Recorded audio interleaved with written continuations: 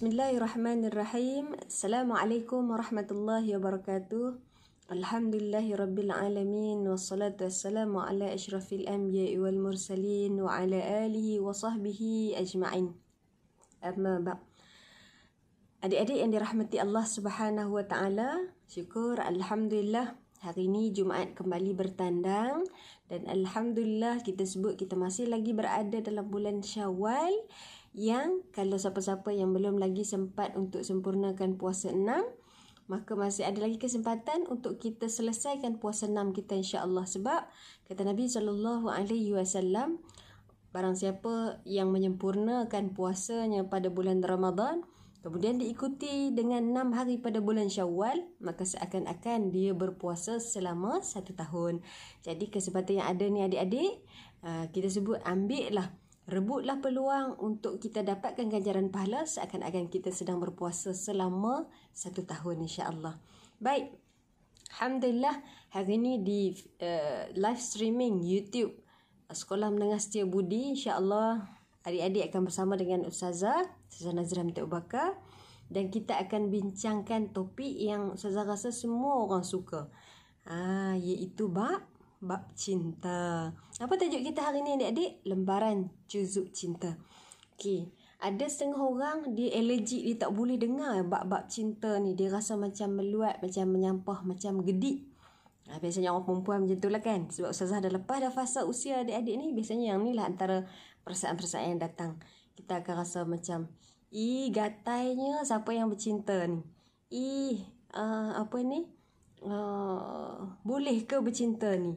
Ada pula yang dah dilamun cinta, dia akan rasa seronoknya hidup dia dengan bercinta. Dia akan rasa hidup dia sangat bermakna. Baik, adik-adik, hari ni insya-Allah kita nak bincang sebenarnya dalam Islam bagaimana kita nak menguruskan cinta kita. Kenapa saya sebut macam ni adik-adik? Sebab kita sebutnya kembali kepada asas. Yang pertama, kita faham cinta ini adalah fitrah bagi tiap-tiap manusia. Maka sebab tu kalau kita tengok dalam sirah manusia ini, sejarah manusia ini, bagaimana Nabi Adam yang alaihi salam yang satu ketika bila dia diciptakan oleh Allah Subhanahu wa taala, sampai ke satu ketika dia rasa sunyi, dia rasa lonely, kita kata hari ni bahasa budak-budak hari ni lonely, sampailah Allah menghadirkan, Allah mendatangkan Hawa daripada tulang rusuk Nabi Adam alaihi salam. Maka sejarah dah menceritakan kepada kita bagaimana kita sebut cinta ini sebenarnya adalah satu fitrah, satu keperluan dalam diri manusia. Kerana cinta ini kita kena faham, cinta bukan semata-mata di antara laki-laki dengan perempuan. Cinta ini juga adalah cinta kita kepada mak ayah, cinta kita kepada saudara mara, cinta kita kepada adik-beradik, cinta kita kepada anak-anak nanti yang bakal kita lahirkan, cinta juga kepada haiwan, cinta kepada alam sekitar. Jadi cinta tu dia cukup luas adik-adik. Maka kita jangan sempitkan cinta itu hanya kepada kekasih sahaja. Dan kita sebut cinta yang paling agung, yang paling besar sekali yang kita kena bawa dalam hidup kita ni adik-adik. Kenapa kita sebut kita kena ada rasa cinta dalam diri kita? Sebab kita nak ada rasa cinta, ada rasa kasih kepada Allah Subhanahu wa taala. Cuba tengok. Ada beza tak orang yang bercinta dengan orang yang tidak bercinta? Cuba tengok sekeliling kita. Kawan-kawan kita tengok di Instagram dia, tengok di Twitter, di Facebook dia. Ada beza tak orang yang bercinta dengan tak bercinta? Mesti ada beza. Sebab apa? Sebab cinta ni dia boleh jadi dua benda. Yang pertama, dia boleh menjadikan seseorang itu lebih bersemangat, lebih positif. Ataupun cinta ni juga dia akan bagi seseorang tu down, contoh. Dia jadikan orang tu tak semangat, contoh bila putus cinta. Dia jadikan orang tu rasa kecil hati bila tengok-tengok sebenarnya crush dia minat dekat orang lain. Maka cinta ni dia boleh jadi dua perkara. Sama ada boleh menjadikan orang tu baik ataupun boleh menjadikan sebaliknya. Maka sebab tu kita sebutnya, kalau kita tengok bagaimana cinta Nabi SAW yang pertama dengan Allah Subhanahu wa taala, cintanya Nabi, kasihnya kepada Nabi kepada Allah Subhanahu Wa Taala yang diceritakan kepada kita sebut diceritakan oleh sahabat-sahabat. Bagaimana Nabi SAW, satu contoh yang simple sahaja. Ya, Sayyidatina Aisyah satu ketika dia tengok Nabi sembahyang sunat sampai bengkak kaki dia.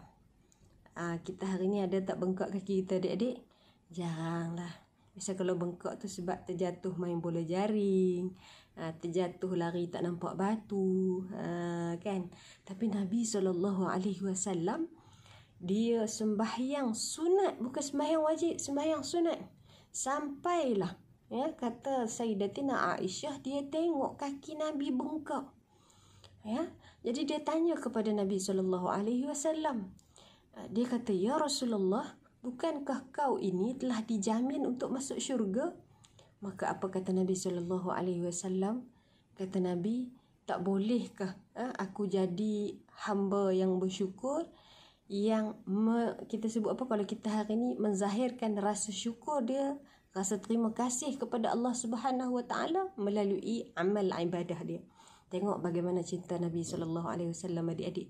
Ya, kita hari ni kita sebut kita cinta kepada Allah, tapi ya, pembuktian cinta kita kepada Allah Subhanahu Wa Taala ni masih jauh lagi. Maka inilah yang mungkin, ya, yang pertamanya mungkin kita boleh semak balik bagaimana kita menguruskan cinta kita menjadi orang yang lebih baik, ya, kepada yang pertama Allah Subhanahu Wa Taala. Baik, kemudian yang keduanya, adik-adik yang dirahmati Allah Subhanahu Wa Taala, bila kita sebut berkenaan dengan cinta ni, saya nak sebut macam ni. Biasanya orang akan sebut, tak payahlah bercinta, kan? Biasanya orang akan sebut apa? Cinta di sekolah ni cinta monyet. Betul ya tak? Baik, dia ada begini, ya. Dalam hidup ni ada orang yang Allah Subhanahu Wa Taala jadikan jodoh dia daripada sekolah rendah lagi.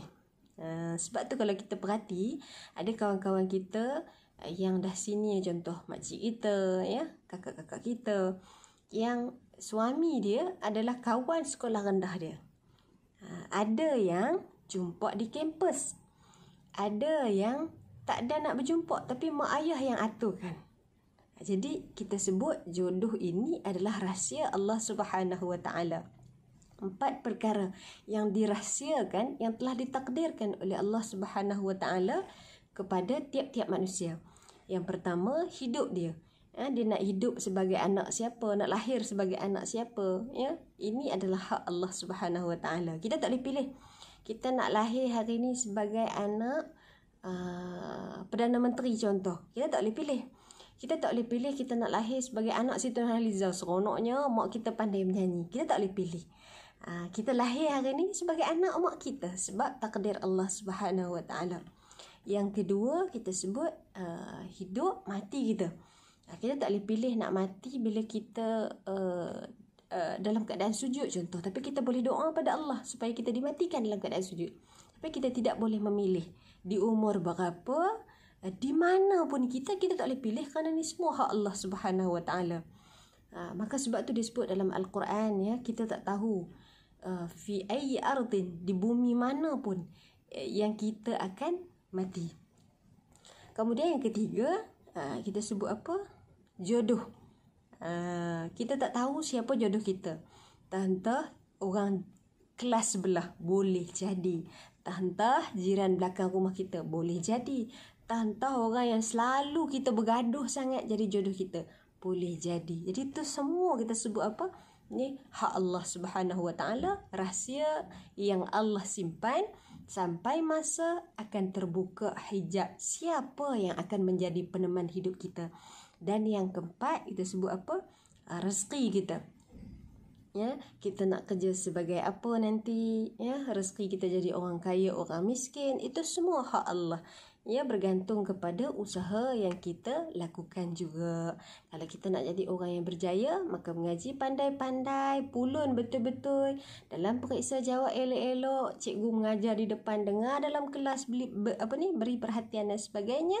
Maka insya-Allah dengan usaha yang kita buat, tawakal pada Allah, mudah-mudahan ya kita jadi orang yang berjaya.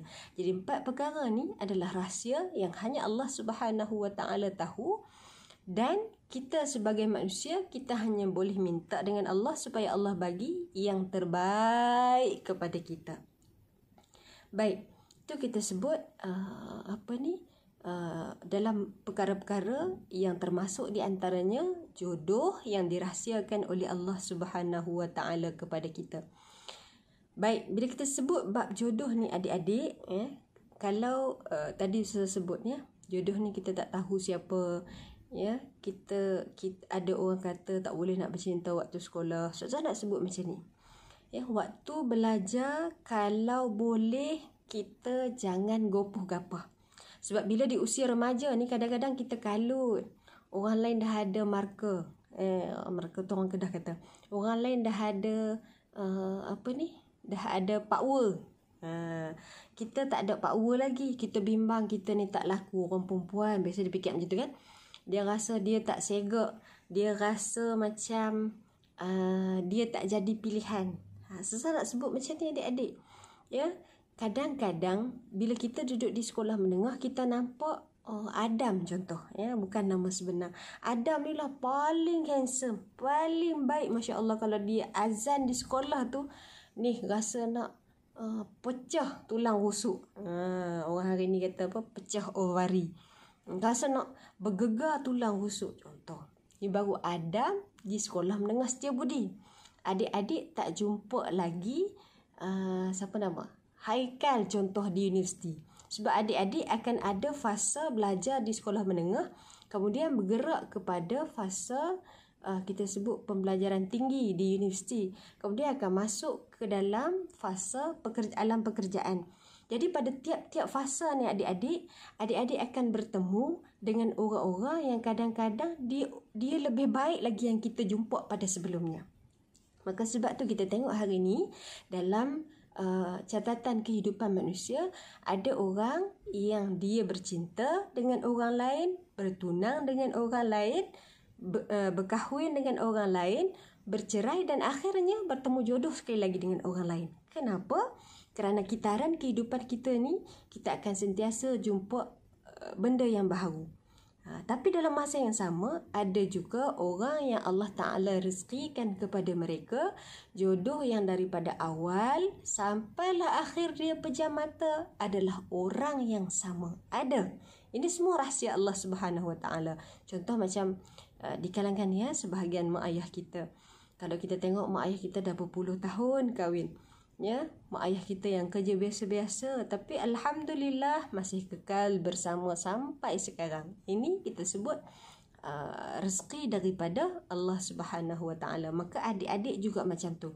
Maka saya suka untuk sebut, ya, adik-adik jangan gopoh dalam membuat pilihan, sebab di suatu masa kita akan jumpa orang yang lebih baik lagi. Yang pertama. Yang kedua, saya suka untuk sebut di waktu sekolah menengah ni, termasuklah nanti di universiti, kalau boleh kita fokus dulu pada pembelajaran. Kenapa? Sebab inilah masanya untuk adik-adik belajar. Kalau dah keluar daripada sekolah nanti, dah tak ada dah peluang ni. Ya, kalau dah masuk ke universiti, maka lain kaedah pembelajarannya. Ya, adik-adik takkan jumpa lagi Ustazah Fatihah contoh yang sama di sekolah menengah Setiabudi, takkan jumpa dah. Adik-adik takkan jumpa Ustaz Asyik yang sama di sekolah Setiabudi, yang tidak sama seperti di universiti dan sebagainya. Maka gunakan ruang ini untuk kita belajar dengan sebaik-baiknya, untuk kita ambil pengetahuan daripada mereka. Mudah-mudahan kita boleh gunakan di masa-masa akan datang. Kemudian yang ketiga, saya suka untuk sebut adik-adik dalam bab jodoh ni, ya, jangan takut kita ni tak serak, jangan takut kita ni gemuk hitam, jangan ada persepsi aku ni tak ada siapa pun yang nak. Kenapa? Sebab Ustazah suka untuk sebut orang laki-laki ini dia punya cara pandang dia berbeza dengan kita orang perempuan. Kita orang perempuan ni biasanya kita tengok orang laki orang lelaki atau orang perempuan ni kalau putih tu lawa, kita kata kan, cantiknya. Ada orang lelaki dia tengok putih tu tak lawa.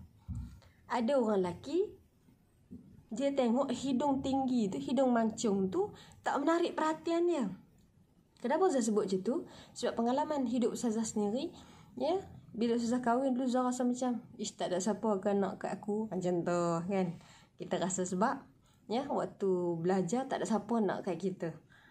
Kita tengok ramai orang yang lain yang dia bila dia ada peminat, ramai peminat dia, bukan seorang. Jadi kita rasa macam rendah dirinya, tak siapa nak kat aku.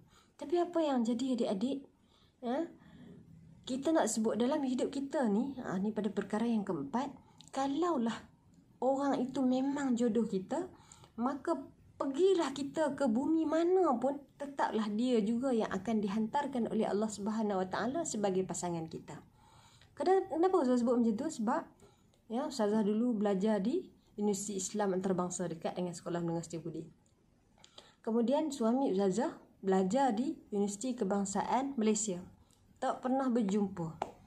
Dia orang Negeri Sembilan, Ustazah orang Kedah. Lagilah jauh. Ya. Jadi bila kami jumpa dalam satu program saja, sekali saja. Tapi nak cerita kalau dah betul-betul jodoh kita ni adik-adik yang dirahmati Allah Subhanahu Wa Taala, sekali Allah kata kun fayakun, maka akan jadi. Ya, bila dia berkenan, kita sebut bila dia tengok dalam satu program, dia rasa berkenan, dia rasa dah stabil, dia minta restu dengan mak ayah dia. Ya, kemudian bawa mak ayah dia pergi jumpa dengan mak ayah Ustazah. Alhamdulillah, akhir sekali proses bertunang, proses pernikahan itu berjalan dengan lancar, alhamdulillah. Dan sekarang insya-Allah anak pun dah nak masuk 5 dah, alhamdulillah. Ini kita sebut, ini kalau Allah dah tentukan, maka jodoh kita tidak akan tersalah alamat. Maka adik-adik, ya, jangan bimbang, jangan rasa tak ada siapa nak kat kita, sebab orang lelaki ni pandang dia berbeza. Ustazah bila dah kahwin, Ustazah tanya dengan suami Ustazah, bang, bila dah kahwin ni kita panggil abang lah, takkan nak panggil Pak Long pula kan. Kita panggil bang. Bang, saya nak tanya sikit lah, abang kahwin dengan saya ni, kenapa? Sebab apa abang pilih saya? Biasalah orang perempuan dia nak tahu kan. Kadang-kadang dia saja je nak dengar laki dia kata dia serak, dia cantik, contoh lah kan. Ni standard kita punya perasaan orang perempuan. Jadi saya tanya dengan dia. Dia kata apa? Dia kata tak tahulah, dia kata bila awal kali pertama jumpa dulu, dia kata dia tengok Ustazah daripada jauh, dia nampak gigi Ustazah tu macam lawa sangat. Gigi aku pula dia suka. Ini baru satu contoh. Ya, suami Ustazah memilih Ustazah kerana dia rasa waktu tu berkenan dengan gigi Ustazah, contoh. Ya, selain akhlak lah. Akhlak tu insya-Allah mudah-mudahan baiklah akhlaknya, ya. Jadi kita sebut satu contoh. Jadi adik-adik jangan bimbang, boleh jadi ya pasangan adik-adik nanti memilih adik-adik kerana kita sebut contoh badan kita yang gempal, boleh jadi. Jadi jangan bimbang. Jangan rasa takut yang kita sebut menjadikan kita rasa cepat sangat nak cari pasangan, takut kita tak laku dan sebagainya. Begini adik-adik, ya, ada orang yang Allah Ta'ala rezekikan pada dia jodoh. Ada orang yang Allah Ta'ala tangguhkan dulu jodohnya. Kenapa?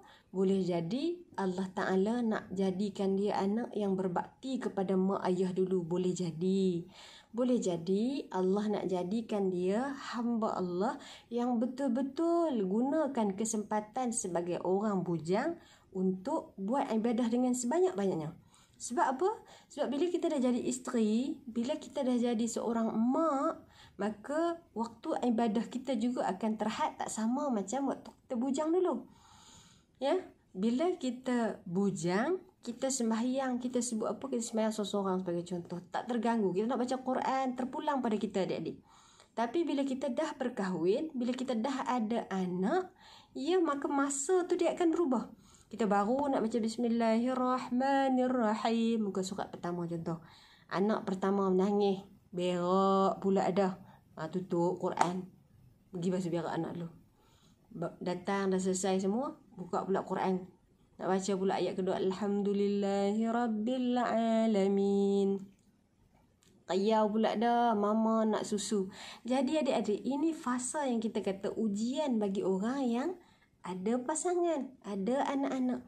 Maka sebab tu adik-adik ya, kalau kita belum berkahwin lagi, gunakan kesempatan ini untuk kita sebut berbakti kepada mak ayah kita dengan sebanyak-banyaknya.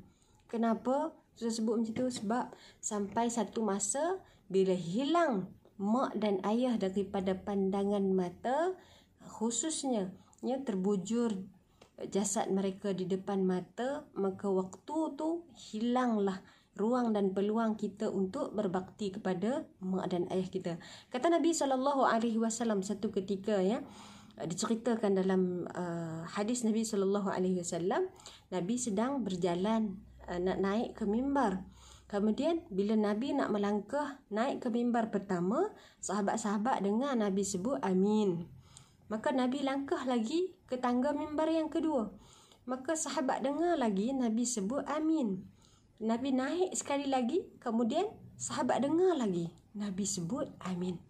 Maka bila selesai khutbah, tanya sahabat-sahabat kepada Nabi, "Ya Rasulullah, kenapa tadi saat kau nak melangkahkan kaki naik ke mimbar, kami dengar engkau menyebut amin?" Maka apa kata Nabi SAW? Adik-adik yang dirahmati Allah Subhanahu Wa Taala, kata Nabi, saat aku nak melangkah naik ke anak tangga mimbar, aku mendengar Jibril datang kepadaku dan Jibril menyebut ya, yang pertama, celakalah orang yang bertemu dengan bulan Ramadan tetapi tidak diampunkan dosanya. Maka Ramadan kita baru saja berlalu, doakan adik-adik mudah-mudahan ya, dosa kita, dosa kedua ibu bapa kita, ya, dosa orang-orang yang kita sayang, semuanya diampunkan oleh Allah Subhanahu Wa Taala. Sebab kalau orang yang bertemu dengan bulan Ramadan tetapi dia tidak termasuk dalam kelompok orang yang diampunkan oleh Allah Subhanahu Wa Taala, maka dia termasuk dalam kelompok orang-orang yang rugi. Kemudian pada tangga yang kedua, Nabi SAW dengar Jibril sebut, celakalah orang yang ada ibu dan ayah tetapi dia tidak ada kesempatan untuk berbakti kepada keduanya. Maka Nabi kata, aku katakan amin. Maka adik-adik yang dirahmati Allah Subhanahu Wa Taala, daripada hadis ini kita belajar apa? Bagaimana Nabi SAW nak sebut kepada kita, kalau kita ada kesempatan yang diberikan rezeki menjadi seorang anak kepada ibu dan ayah, maka gunakanlah tempoh ini, masa ini untuk berbakti kepada kedua-duanya. Ya, sebab kita ni anak-anak disebut ya, redha Allah itu terletak pada redha walidain, pada redanya mak dan ayah kita. Ada orang berjaya kerana dia banyak baca buku. Ada orang dia berjaya kerana doa mak dan ayah dia. Maka sebab tu kalau kita tengok ya, ada dalam kalangan kawan-kawan kita ni, dia mengaji tak terlalu mana pun. Mengaji dia biasa-biasa je. Tapi result dia luar biasa. Kenapa?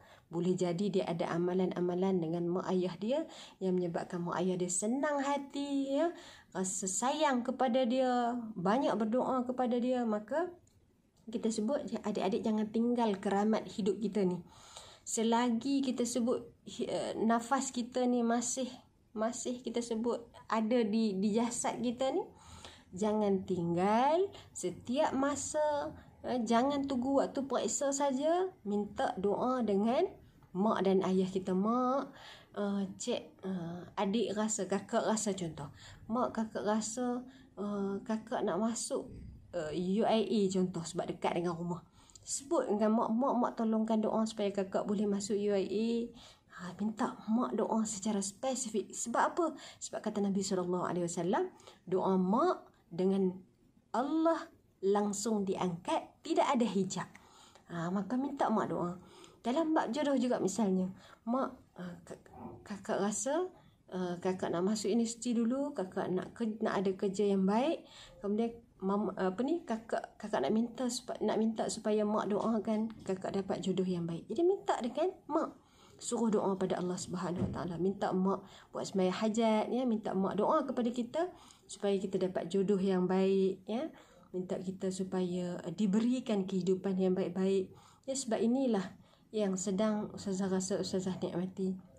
Alhamdulillah, Ustazah masih ada mak, Ustazah masih ada ayah Dan setiap kali telefon mak, setiap kali balik kampung jumpa dengan mak, antara benda yang tak akan putus Ustazah minta dengan mak apa adik-adik, Ustazah akan minta supaya mak doa dengan Ustazah supaya boleh ada kehidupan yang baik-baik, cukupkan kehidupan Ustazah dan beri keberkatan dalam kehidupan yang sedang Ustazah nikmati pada hari ini. Dan Alhamdulillah, Ustazah rasa Ustazah tidak terlalu kaya, tapi Alhamdulillah mencukupi dengan apa yang ada hari ini.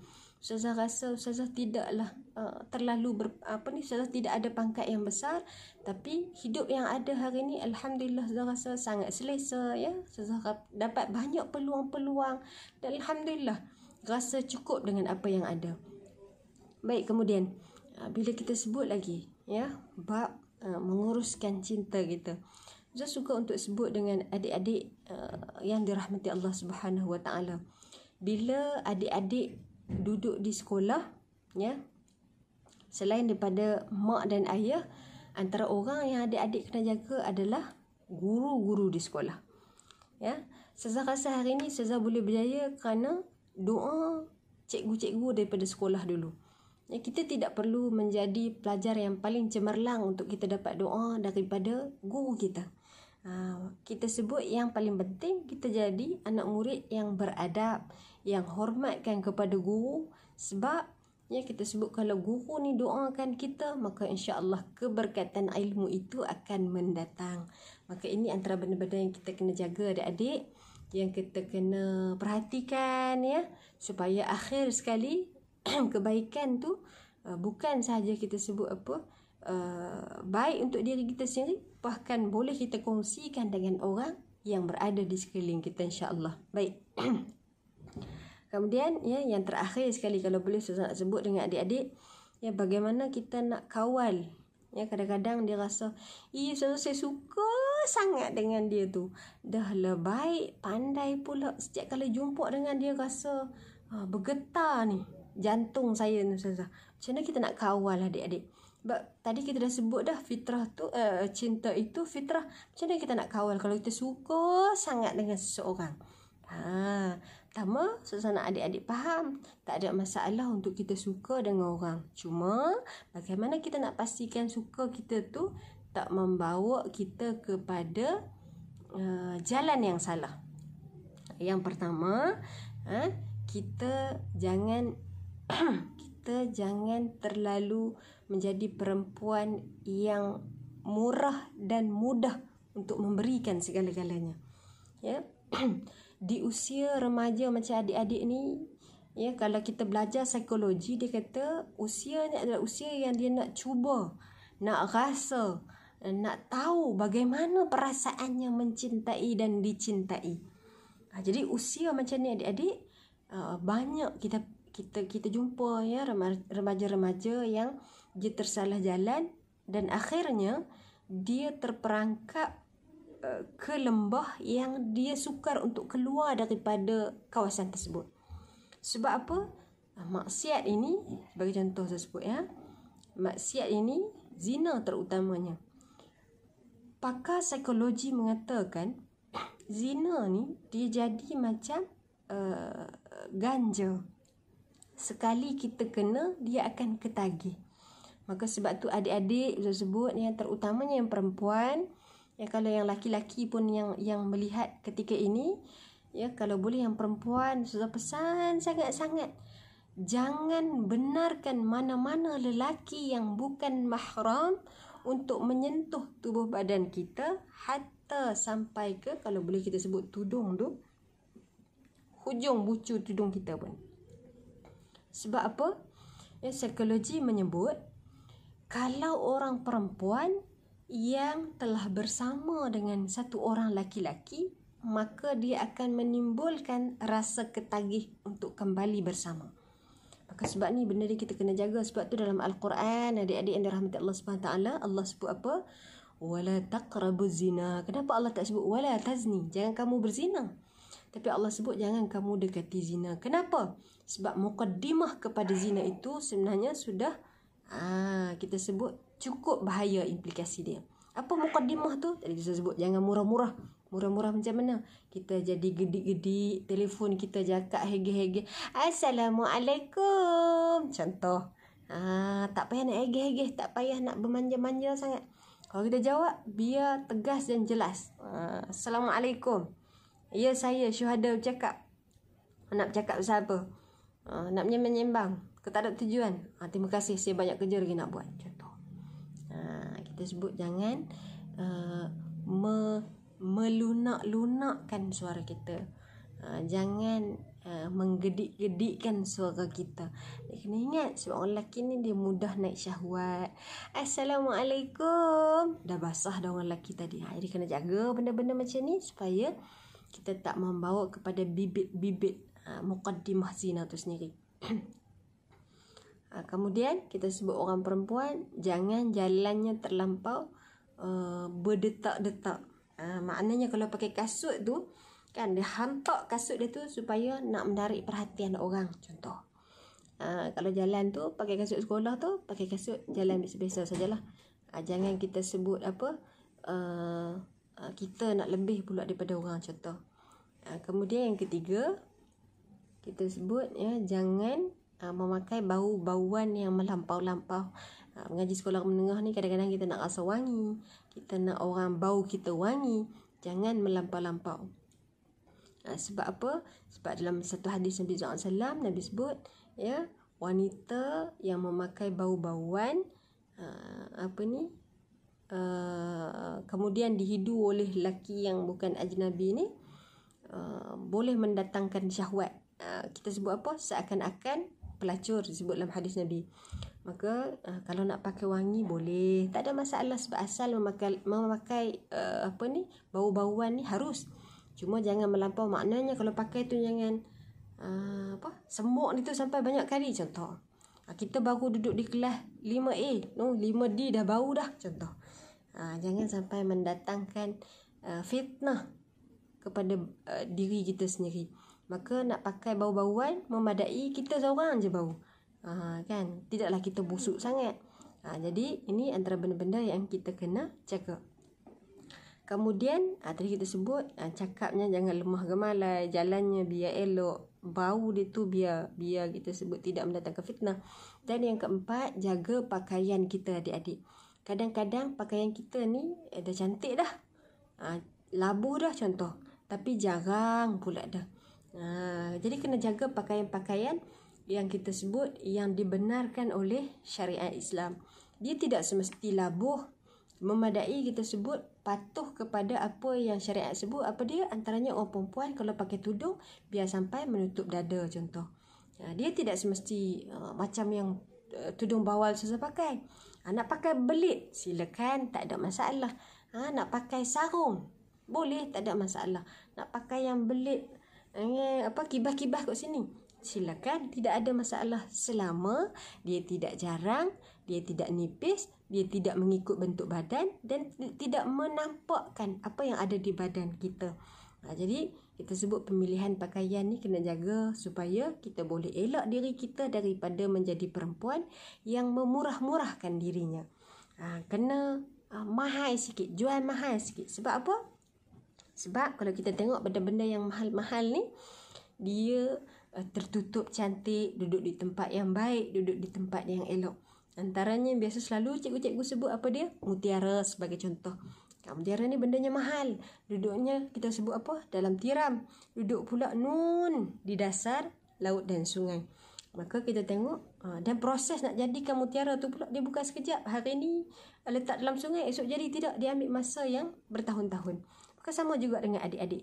Jaga pakaian daripada sekolah menengah, yang masuk ke universiti juga jaga. Sebab ada perempuan, ada orang-orang yang kita sebut apa, dia berlaku culture shock, kejutan budaya. Di sekolah menengah nampak baik, pakaiannya bagus. Tapi bila masuk ke universiti, terjun ke lapangan universiti, maka dia berjumpa dengan kawan-kawan yang kita sebut pelbagai ini. Menyebabkan sebahagiannya buka hijab, wal'ayazubillah, pergi ke sana sini dengan tidak ada arah tujuan dan sebagainya, wal'ayazubillah. Kita sebut ni kena jaga pada perkara-perkara ni.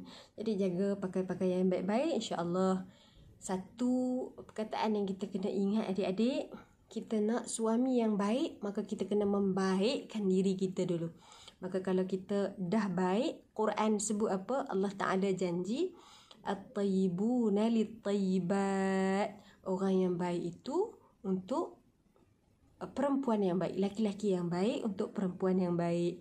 Kita tak payah sibuk nak cari laki yang baik, tapi sibukkanlah membaikkan diri kita supaya jodoh yang baik-baik itu datang bersimpuh duduk di hadapan kita, insya-Allah. Baik.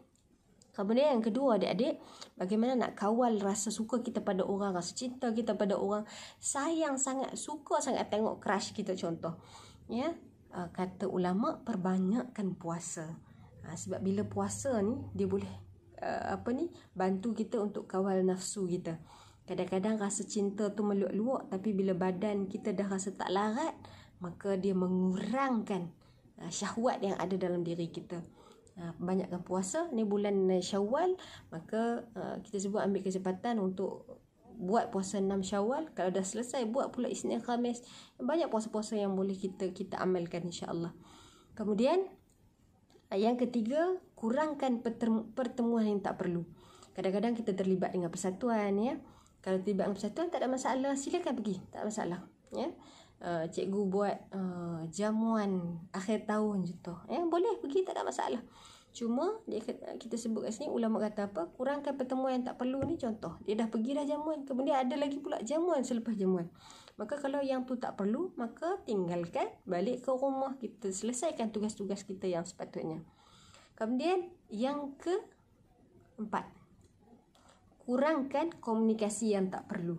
Maknanya apa? Kita ada WhatsApp group contoh. Hari ni banyak WhatsApp group kan. Ada group WhatsApp pelajaran bahasa Melayu dengan cikgu bahasa Melayu. Ada pula group WhatsApp bahasa Melayu tanpa cikgu bahasa Melayu contoh. Biasanya macam tu lah kan. Dia akan ada group, secret group. Dia ada pula group geng bawang Nizers contoh. Ada pula group membawang. Ada pula group, macam-macam group lah. Jadi banyak-banyak group ni. Pastikan kita berkomunikasi pada perkara-perkara yang kita sebut, tidak melalaikan perkara-perkara yang perlu, ya, perkara-perkara yang kita sebut tidak menyebabkan berlakunya ikhtilat antara laki-laki dengan perempuan. Jadi benda-benda ni kita jaga. Ya, yang tak perlu kita pendekkan, kita tinggalkan terus. Ya, apa makna komunikasi yang tak perlu ni? Kita mesej kepada orang yang tak sepatutnya, ya. Jadi kalau boleh tinggalkan. Baik, kemudian kata ulama juga, ya, pesan orang bijak pandai, ya, kita jangan cepat ataupun jangan mudah untuk jatuh cinta. Maknanya kita jadi orang yang ada prinsip. Time belajar. Time nak datang berpasangan nanti, kalau kita dah ada kehidupan yang baik, ya, kita dah ada restu daripada mak ayah, ya, maka bila dah bersedia, kita sebut carilah pasangan. Ya, tak ada masalah. Kalau dah bersedia untuk berumah tangga, maka silakan, tak ada masalah. Mudah-mudahan Allah permudahkan urusan adik-adik untuk menjadi pasangan yang baik, untuk mendapat pasangan yang baik, dan mudah-mudahan, ya, barakahnya melimpah ruah masuk ke rumah tangga adik-adik nanti, insya-Allah.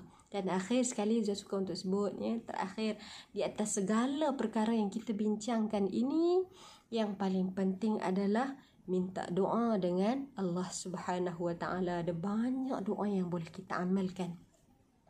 Ada orang tanya dengan Ustaz, ada ayat pengasih tak? Banyak ayat pengasih dalam Quran ni. Tapi ayat pengasih mana yang kita nak pakai? Saya suka untuk sebut, yang pertama, jangan lupa untuk doa dengan Allah supaya Allah kekalkan hati kita ni jadi duduk di atas landasan orang-orang yang betul. Antaranya doa yang boleh kita amalkan adalah, Ya muqallibal qulub, thabbit qulubana ala dinik wa ala ta'atik. Wahai Tuhan yang membolak-balikkan hati. Kita jumpa dengan orang ni, kita rasa handsome-nya. Jumpa dengan orang ni, lawanya. Contoh kan, membolak-balik hati kita. Kita minta dengan Allah, wahai Tuhan yang membolak-balikkan hati, thabbit qulubana, tetapkan hati kami ini ala dinik, di atas agamamu, wa ala ta'atik, dan juga di atas jalan mentaatimu. Kita minta supaya kita ni taat pada Allah. Kita minta supaya Allah kekalkan hati kita. Mudah-mudahan sampai masa bertemu dengan orang tersebut, mudah-mudahan dialah jodoh yang paling baik untuk kita. Kemudian yang kedua, doa dengan Allah Subhanahu Wa Taala supaya kita diberikan jodoh yang baik-baik. Ustaz cerita dengan adik-adik, ya ustazah nak kahwin dengan suami, alhamdulillah. Ya, sebulan sebelum kami betul-betul serius, kebetulan masuk dalam bulan Ramadan. Jadi dalam bulan Ramadan ni tiap-tiap hari tanpa gagal, ya ustazah doa dengan Allah Subhanahu Wa Taala, kalaulah dia jodoh bagi diri ustazah, maka ustazah minta supaya Allah permudahkan.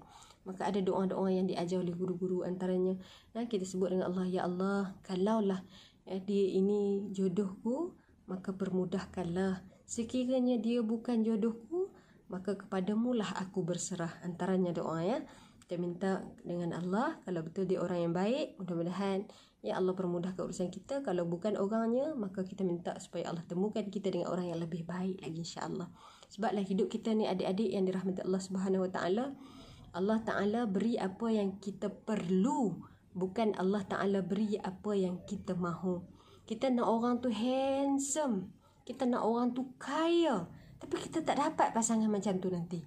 Kenapa Allah Ta'ala susun macam tu? Sebab boleh jadi kita ini tak perlu pun kepada orang yang kaya, kita tak perlu pun kepada orang yang handsome, tapi kita hanya perlu kepada orang yang boleh jaga kita. Kita hanya perlu kepada orang yang boleh bimbing kita. Ini semuanya kita sebut takdir yang telah Allah Ta'ala susun kepada diri kita.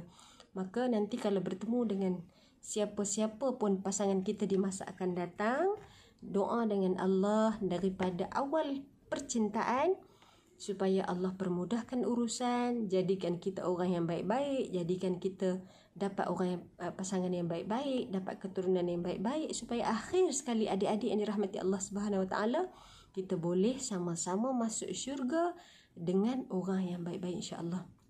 Jadi saya rasa ada panjang lebar saya cakap, mudah-mudahan ya ada sedikit sebanyak yang adik-adik boleh ambil sebagai manfaat. Mudah-mudahan kita jadi orang yang adik-adik khususnya remaja yang dinamik, yang macam slogan sekolah, educating a dynamic ummah for tomorrow, menjadikan sebenar-benar makna dinamik, iaitu adik-adik mampu untuk membuat penyesuaian